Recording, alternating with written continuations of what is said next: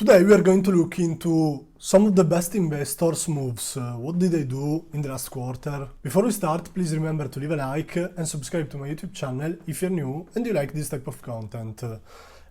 Please remember to type a comment if you would like me to analyze some of the stocks I'm going to show you today. First of all, we'll look into two funds which bought pretty heavily the same stock, which is Rolls-Royce. It has been bought by Ruan and Cunif and by Lone Pine Capital. This could mean that there could be something interesting in Rolls-Royce. To be honest, I'm having a hard time understanding why they're so interested in this stock. In the past 2 years, the company grew very well, with a good improvement in margin, but the valuation seems pretty high with a forward price earnings ratio of 25. And analyst estimates don't make it look like a crazy good deal. But perhaps if someone is interested in the stock, it could be worth analyzing it. A very interesting fund is Tiger Global Management, which is one of the best funds ever, and they made some interesting purchases. They went pretty hard on United Health, which is now 6.4% of the portfolio. They also bought a little more of Sea Limited, which was already a pretty big position, and it's worth 6% of the portfolio. They reduced in half the PB FinTech position, and they sold 73% of JD.com. Then we have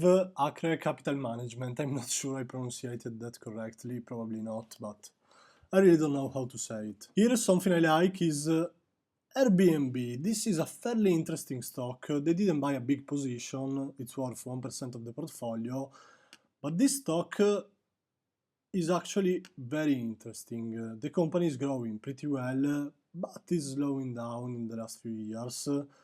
Margins are really good, the company is a cash flow machine.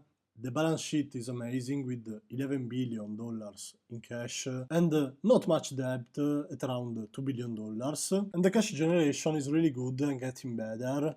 And this is allowing the company to buy back a lot of shares. As you can see, they are increasing buybacks every single year. This is a tricky one because the valuation is probably not crazy, with a forward price earnings ratio of 27. But I'm not sure of what kind of performance you could get out of this stock. Analysts are projecting a revenue CAGR of 10% until 2028.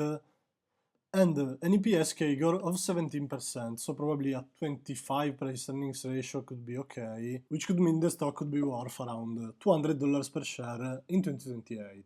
Not bad at all, considering that right now the stock is at 116. They also added to CoStar Group, which is 4.55 of the portfolio, and they added to Brookfield, which is 5% of the portfolio. Then they reduced a bunch of positions, but not in a considerable way. Greenlight Capital started a position in Peloton Interactive. They didn't have one, and now it's worth 1% of the portfolio.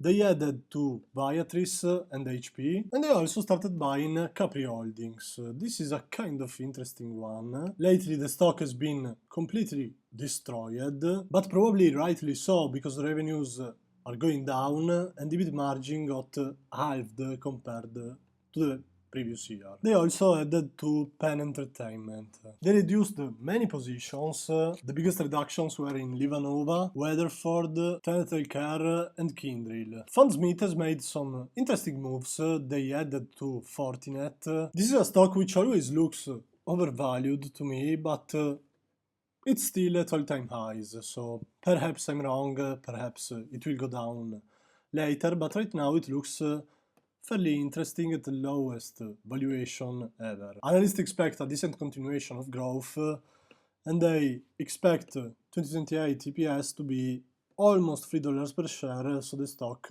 with a 30 price earnings ratio could be around 90. So in this case, I don't think the risk reward is worth it. He bought some Unilever, which is 3% of the portfolio, and they reduced a lot of positions, as you can see. The biggest reduction was in Diageo, which is a very interesting stock, selling beverages, but it's also a stock which is having a hard time because the business is indeed having a hard time as well. Last year's revenue decreased, while operating margin was a little bit weaker than the year before.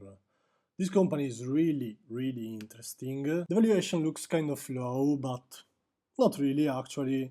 Right now it's gone up a little bit, but right now it's not a good time for this company, for this business, so maybe they did a good thing selling and they could get back in later. Analyst estimates are not so optimistic, but I think there is a mistake in 2021 because this projection doesn't make sense, but let's say they could reach an EPS of 2.5 in 2029.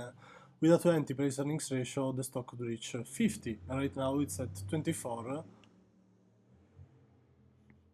So perhaps this could be an interesting stock, but they sold it. But they still have 0.9% of it in their portfolio. They also sold a little bit of Microsoft, which is 8% of their portfolio, and some meta platforms as well. So a lot of selling and not many buys. And now we have Duquesne, the great family office of Druckenmiller, who is just a genius.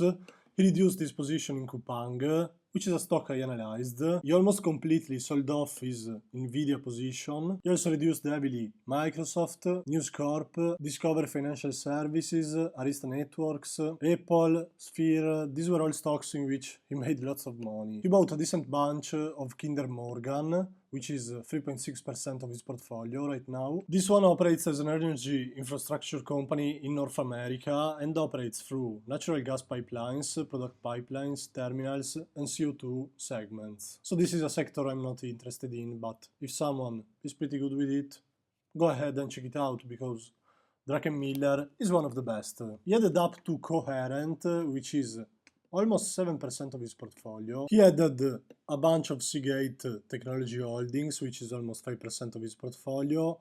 He bought also some Natera, which is almost 6% of the portfolio. Soros Fund Management bought a good bunch of WestRock, which is 5% of the portfolio. And he bought a little bit of SPDR, which is 8% of the portfolio. Soros Fund sold 78% of Novo Nordisk, 38% of Alphabet, which is still a kind of big position for them. They sold a little bit of AirCap, which is almost 5% of the portfolio. So also here there is a lot of selling. We are seeing a lot of selling from these fund managers. Appaloosa is going all in China. They bought an ETF on China Internet, they bought JD.com, they bought iShares China Large Cap. So they are really betting big on China, and they also bought a decent position in Lyft. They almost completely sold off their Nvidia position. They sold a little bit of Intel, which is still a very small position in their portfolio. They sold a bit of Alibaba, which is 11% of the portfolio. They are really betting heavy on China. They sold a bit of Amazon, which is 10% of the portfolio, a bit of Microsoft, and a bit of Meta. They sold a little bit of everything, basically. Then we have the good Elliott Management, who is an activist investor who lately has been pushing on Match, Etsy, and Pinterest boards. In fact, they added to their Match position, which is 3% of the portfolio. They added to Southwest Airlines, which is almost 10% of the portfolio. They added to Etsy, which is around 2%. And they didn't sell much, only a little bit of Coveo Solutions and Seadrill. Then we have TCI Fund Management, which bought a little bit of Ferrovial, which is a fairly interesting company. This chart is really cool.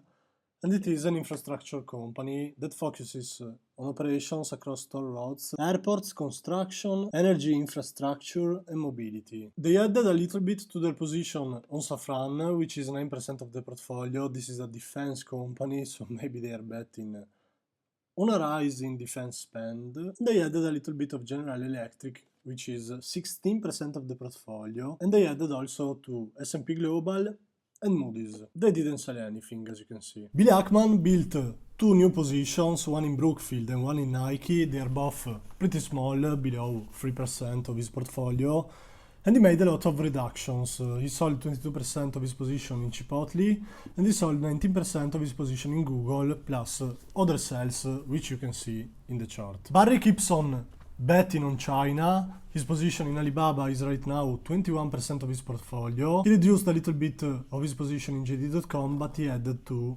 Baidu. He also has some new stocks like Shift4 Payments and Molina Healthcare, and he also bought Olaplex. Perhaps I will do a full video on Barry's portfolio. And finally we got Buffett, who sold half of his Apple position, and he got two new positions, which are Ulta and Eiko. Please let me know in the comments section which are the funds you would like me to analyze in more detail. details. Type a comment and please remember to leave a like and subscribe to my YouTube channel if you're new. See you next time. Bye!